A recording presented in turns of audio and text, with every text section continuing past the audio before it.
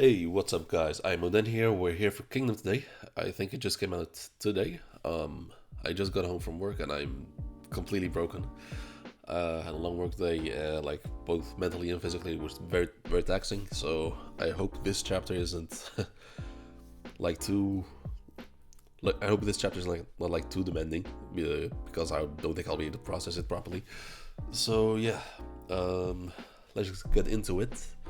And if you're watching, please subscribe and for more videos because I'm gonna keep continuing Kingdom if you like Kingdom and One Piece and Vinland Saga, and maybe I'll return back to One Punch Man.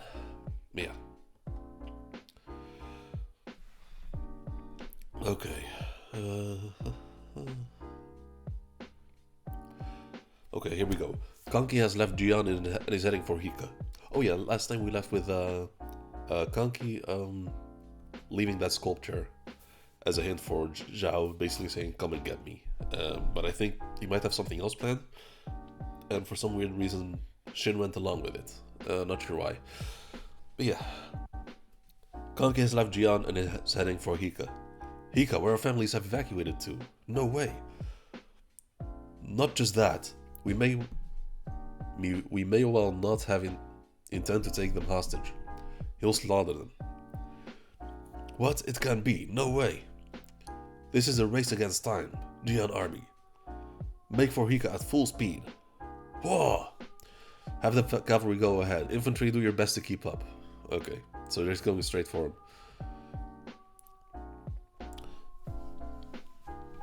And it's actually a possibility that they haven't gone to Hika at all. Maybe just completely misleading them. Struck with the knowledge that Kanki was heading to Hika in the east, the Zhao forces gathered in Jian and began a forced march towards the city one after the other. The cavalry of the northern Zhao were lauded for their speed. Together with the infantry that had trained to march their pace, the entire army was quick on their feet. They advanced with an unthinkable speed for a 100,000 men army. Every single man was running. Holy shit, they were motivated. It was a frantic pace. All the soldiers in the Zhao army had heard the news of Kanki's slaughter of prisoners at Heiyo at the previous year. Yeah, the 100,000 men massacre. Right now, the castle at Hika was overflowing with citizens from the northern Zhao. They could not allow a repeat of the same tragedy there.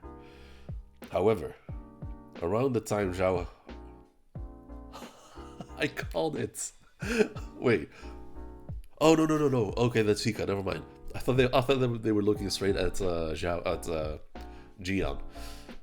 Around the time the Zhao army had left Jian, Kanki had slipped through the woodlands and had already laid eyes upon Hika. Oh yeah, it's full of people. It's like there's just people just buying stuff. I think it's like a market or just a food line for people to get their daily dose of food, because that's an unusual amount of people to live in one city, because they evacuated from Jian. Pardon me, boss. Are we really going to do this? Asks Mao, and he just smiles. Of course we are, Maho. Are you scared now that you've come this far? You sad wimp. No, I meant, it's not that I'm scared, but if we really do this, how's it go? You can't unring a bell. There'll be no going back. That's why I said you're scared of what we're gonna do. I'm not scared, but it feels inauspicious. Quit complaining so much, asshole. Was there some other play we could have made, Maho? Ringyoku? It was futile to say hold up in Jian like that, right? Well, that's true, but then shut up.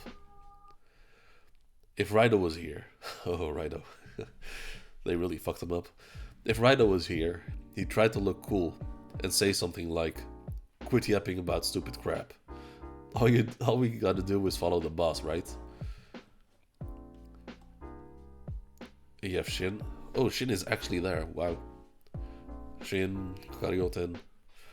It's the weirdest thing. I know Rido died some time ago, but it feels like only yesterday.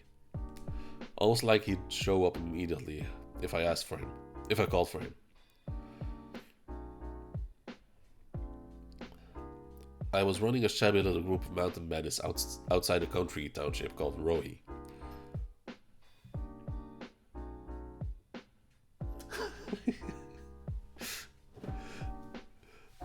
We caught wind there was a strong group of thieves way to the south, and we relocated to join Kanki's clan.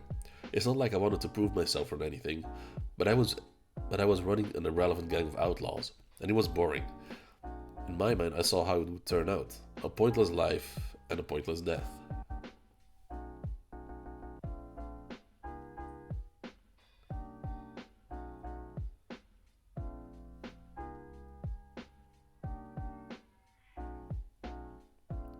Holy shit. There are two cats fighting outside. Holy shit. Like they're actually like they're making those demonic sounds when they do when cats are actual hostile. Not sure you probably can't hear it, but holy shit, that sounded menacing as fuck. Like actual demonic.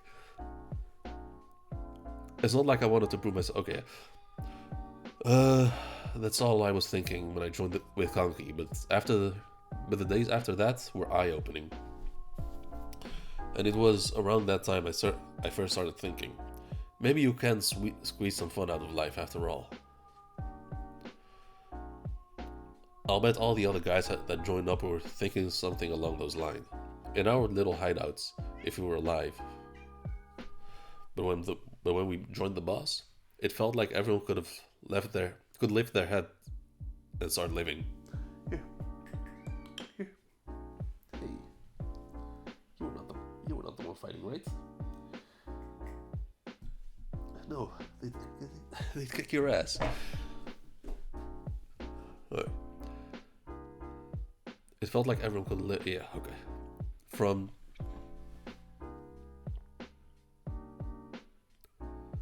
holy shit, they're still going at it.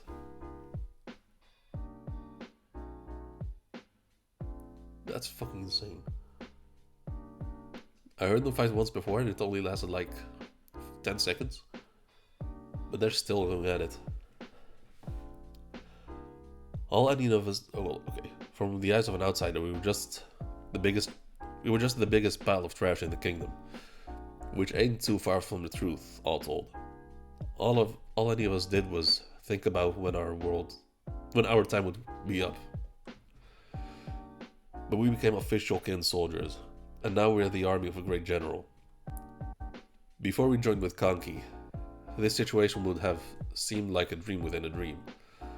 That's the kind of position we're in now, and so, no matter how terrible of an end this is, for us it's already the greatest end we could have hoped for.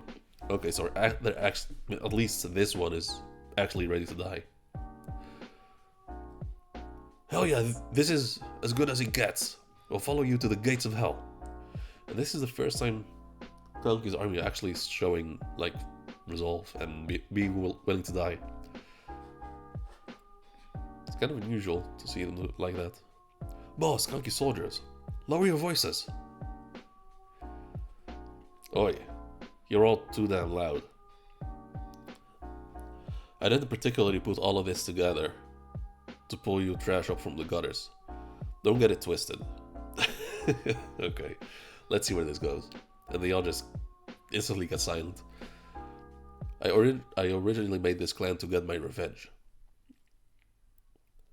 All of you are the worst of scum, but if you look around, you'll see everyone, no matter where they are, all are scum all the same.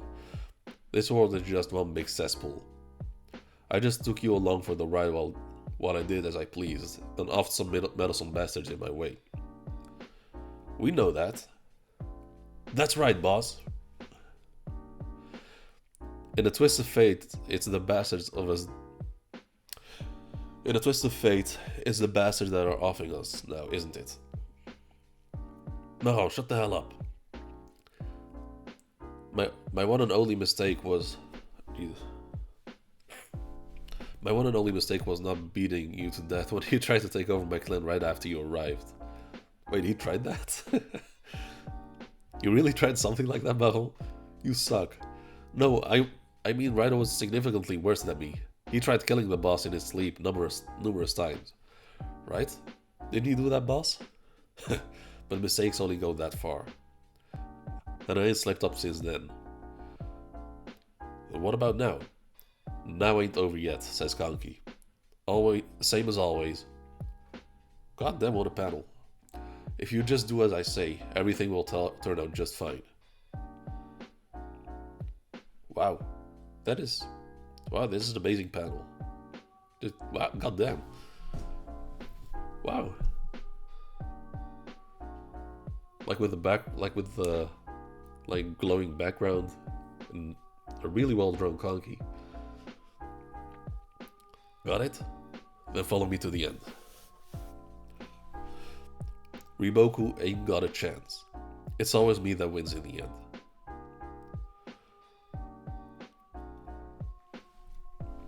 Hika lay off to the east of Jian, just beyond some sparse woodlands.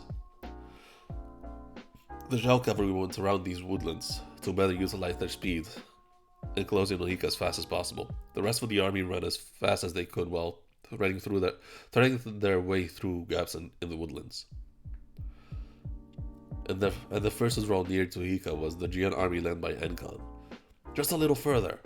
Hika is just he's just on the other side of the woods up ahead. But the horses are always at their limit. But the horses are already at their limit. Don't relent until we get there.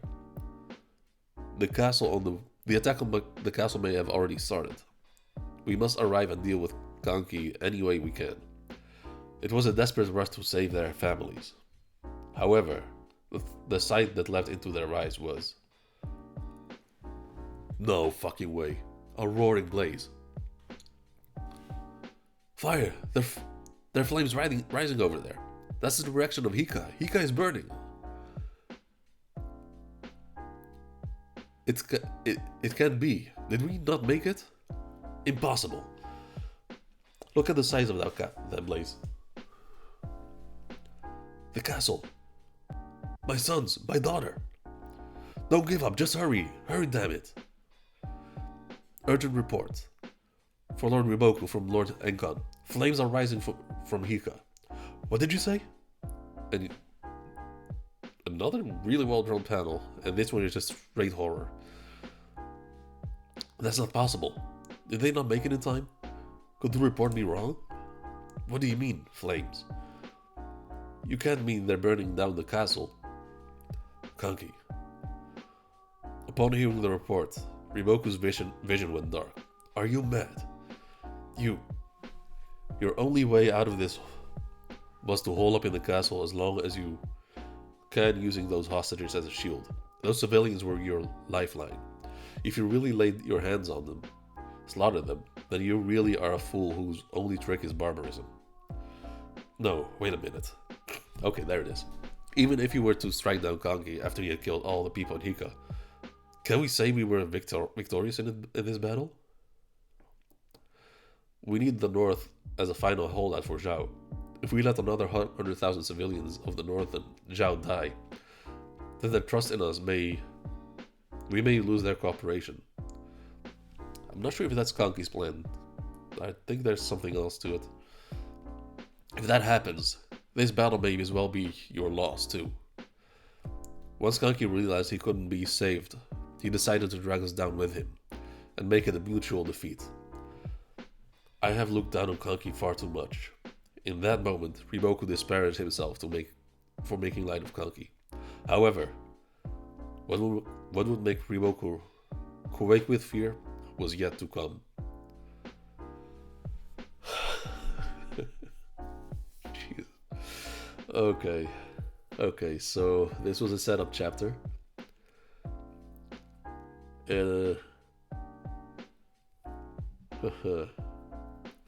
I doubt, I don't think...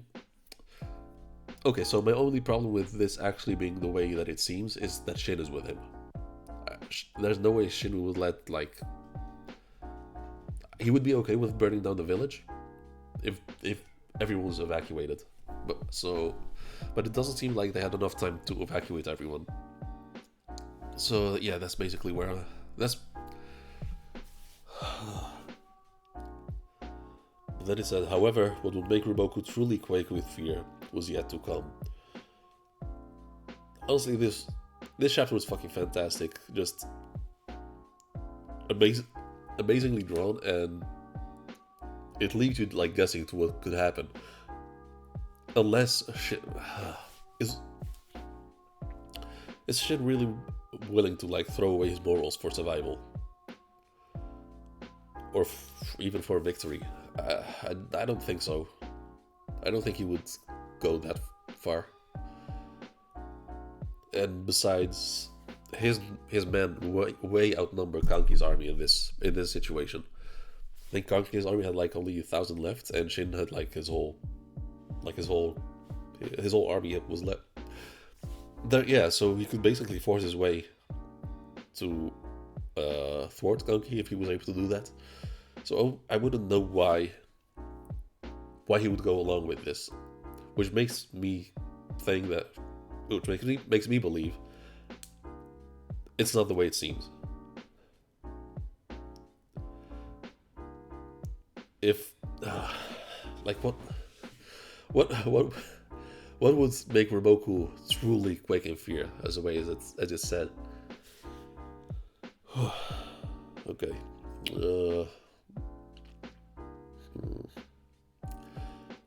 Alright, I think I'm gonna leave it at that for now. Like I said, amazing chapter. Let me know what you think in the chapter down below. If you have any theory of what has happened or what is gonna happen, please let me know, because I'm curious. Maybe I've missed something, because like I said at the beginning of the recording, I'm really, really tired. Yeah, so yeah, just let me know if you got any idea. And once again, please subscribe and drop a like, and I'll see you guys on Friday for One Piece. One Piece is coming back this week. See ya.